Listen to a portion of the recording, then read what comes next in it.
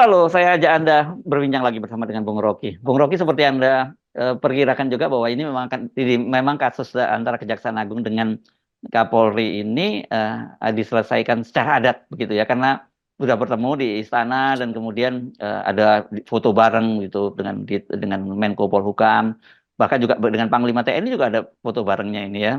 Terus kemudian Pak Jokowi sendiri mengaku bahwa oh, itu sudah selesai, sudah saya panggil, nggak ada masalah apa-apa. Nggak ada masalah apa-apa kok, ada yang sampai dikuntit oleh Densus, kok sampai ada show of force keliling Kejaksaan Agung itu. Iya, tidak ada masalah, tapi Jaksa Agung, ya, Jampitsusnya udah keburu dilaporkan ke KPK Oh iya, iya, iya, betul soal. juga.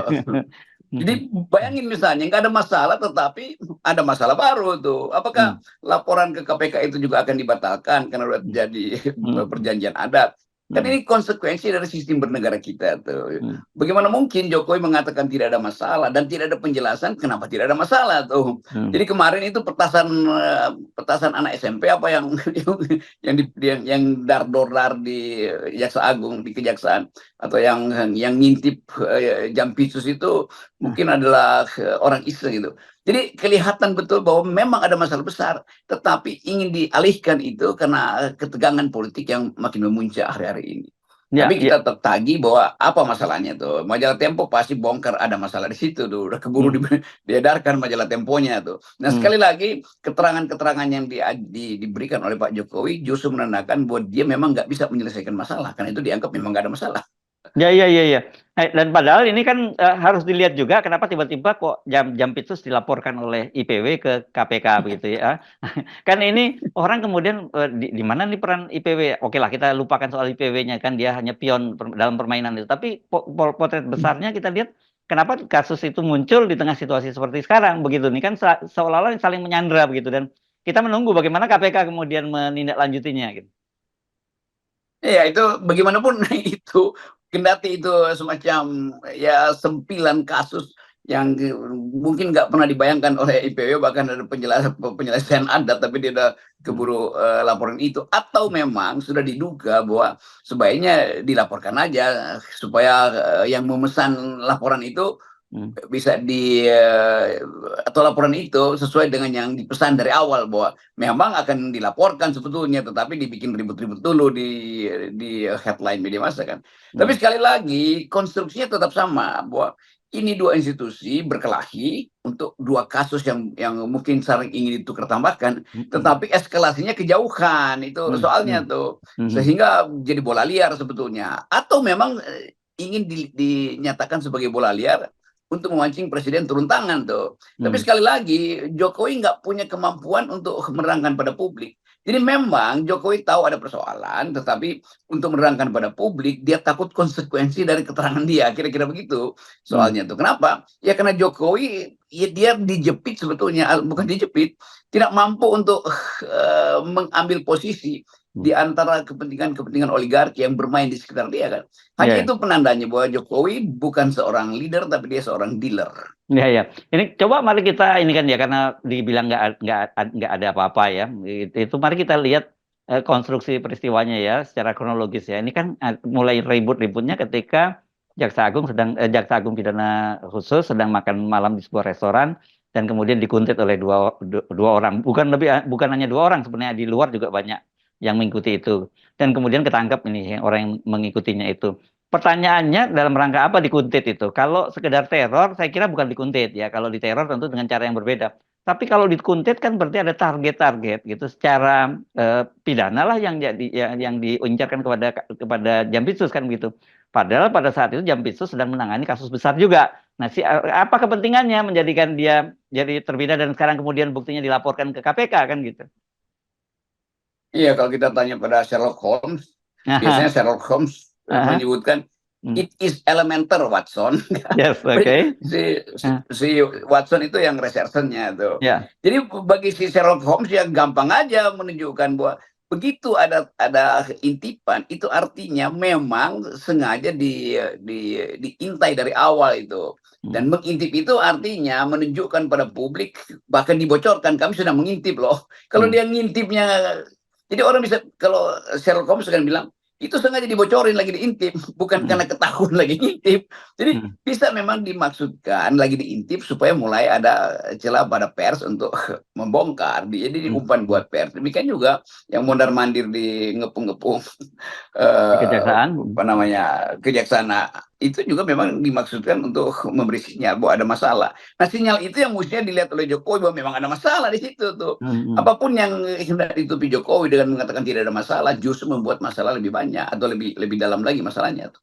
Dan ini nggak akan berhenti, tetap aja akan ada imbasnya pada kalangan kejaksaan yang udah mulai terjadi mutasi sana mutasi sini. Itu berarti ada upaya untuk case close itu, untuk menutupi kasus. Ya, dan mudah sebenarnya Bung Rocky ya, kita tinggal bikin inventarisasi saja, daftar inventaris apa saja kasus besar yang sekarang ditangani oleh Kejaksaan Agung.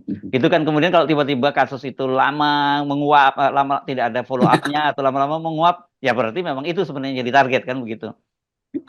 Ya itu orang lagi tunggu ini kasus besar ini, kasus di Pulau Bangka atau kasus Jenderal B segala macam itu yang udah jadi rumor itu, apakah minggu depan masih disebut-sebut misalnya tuh. Mungkin sekali memang nggak akan ada lagi itu penyebutan itu, karena itu hanya bisa disebut kalau Jaksa Agung itu menerangkan bahwa memang kami sedang menyidik kasus yang besar, atau sebaliknya kepolisian mengatakan ya kami juga sedang mengintai sesuatu yang mungkin terkait dengan kasus besar itu. Tapi itu kan ditutup, nggak ada lagi kan, semua bocoran itu akhirnya dilenyapkan di headline. Tetapi tetap jurnalis investigasi ini gatal juga untuk mengetahui lebih dalam nih apa sebetulnya konstruksi kasusnya tuh. Ya, dan perlu diinvestigasi mumpung investigasi belum dilarang. Ya. Saya kira akan ada itu, akan banyak jurnalis yang turun tangan dan kasus ini pasti akan dibuka lagi tuh. Ya, ya. Saya kira dan ini yang paling penting juga ya Bung Rocky, kita mesti lihat setting peristiwanya. Setting peristiwanya ini kan terjadi di akhir-akhir masa jabatan Pak Jokowi. Itu kan artinya sebenarnya ini menunjukkan yang seperti selalu kita bicarakan bahwa ya Pak Jokowi itu sekarang tidak in comment lagi ya. Jadi dia tidak punya jalur komando lagi sehingga bawahannya bisa saling mengintai, itu bahkan bukan hanya saling mengintai, saling meneror kan. Atau ada bawahnya diteror, bukan saling lain. Ya ini kesimpulan yang bagus nih, bahwa inkapasitas Jokowi menyebabkan institusi di bawah kendali dia itu mulai saling mengintai. Kan nggak ada lagi penghormatan pada Jokowi kan, Iya, saya mestinya kira ya. dua institusi ini kasih penghormatan bahwa ini Pak Jokowi nanti terganggu, tapi justru dalam keadaan mereka sebetulnya kejaksaan dan kepolisian itu mulai merasa bahwa mulai terjadi genggaman yang berkurang tuh. Dan pada saat yang sama oligarki yang mengendalikan banyak bisnis yang ada hubungannya dengan kekuasaan itu juga mulai merasa terancam. Maka realignment mulai mengatur aliansi baru di antara geng-geng itu. Hanya itu penjelasannya tuh.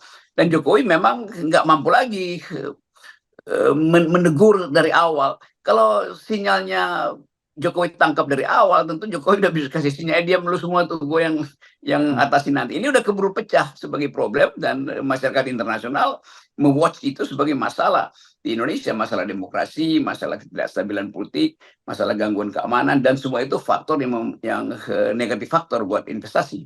Ya, dan kalau mereka menyatakan bahwa tidak ada masalah kok, justru di situ masalahnya. Itu jadi tidak ada masalah, artinya ada masalah yang dibuat tidak masalah kan. Jadi poin-poin semacam ini ya nanti akan ada orang yang nulis skripsi, tesis, disertasi tentang kasus ini mungkin setahun 2 tahun lagi, lalu dibuka lagi kasus itu, walaupun dibuka secara akademis, tetapi Jokowi akan kehilangan kemuliaannya karena menganggap menyembunyikan kejahatan. Pada akhirnya mungkin ada tesis yang akan dibongkar dan dinyatakan sebagai menyembunyikan kejahatan. Ini kasus yang sangat besar dan variabelnya komplit di situ. Ada kekuasaan, ada institusi yang punya kepentingan dengan kasus ini, ada pers yang dibungkam. Jadi semua hal justru jadi pintu masuk untuk melihat bahwa di dalam pemerintahan Jokowi, di ujung pemerintahannya sistemnya memang amburadul, atau sistemnya adalah pengelolaan negara secara mafioso. Oke, Bung Rocky, saya kira nggak perlu nunggu 1 tahun 2 tahun. Saya kira begitu pemerintahan berganti, rezim berganti, dan kemudian yang berkuasa di kedua institusi ini juga berganti, Ya itu bocoran-bocoran akan banyak keluar. Ya itu pasti yang saya maksud. Bulan Oktober juga ini atau menjelang Oktober ini menagih kasus ini akan terlihat konstruksinya di dalam kabinet. Siapa yang jadi Kapolri, siapa yang jadi kejaksaan, siapa yang jadi Panglima POM atau segala macam. Semua ini akan kita lihat di dalam rangka pembentukan kabinet oleh Pak Prabowo, dan Pak Prabowo pasti akan agak pusing untuk mendudukkan dengan baik kasus macam ini yang dia tahu pasti akan dibuka lagi di satu masa nanti itu. Ya, dan hanya saya kira kalau dalam negara yang demokratis tidak mungkin ada peristiwa semacam ini ya. Jadi saya kira ini makin meneguhkan kita ya, memang kita ini sudah bukan pseudo demokrasi ya, bukan lagi negara demokrasi.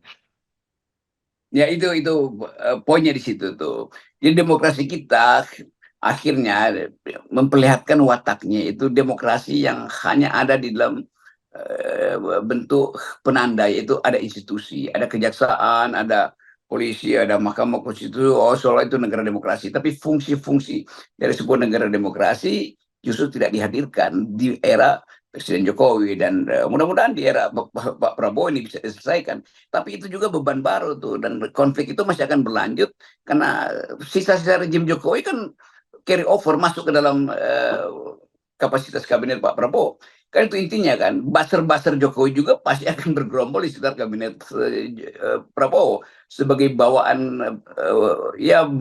karakter mereka kan. Baser itu kan selama ada Jokowi di dalam kabinet melalui representasi Gibran juga akan berkumpul di sekitar Gibran. Ya, oke. Dan ini seru ya, saya kira kalau kemudian sekali lagi kalau dikatakan tidak ada apa-apa, justru itu tidak ada masalah, justru itulah yang jadi masalah sesungguhnya. Oke, kita analogkan semua, Bung Rocky ya. Yes. Thank you.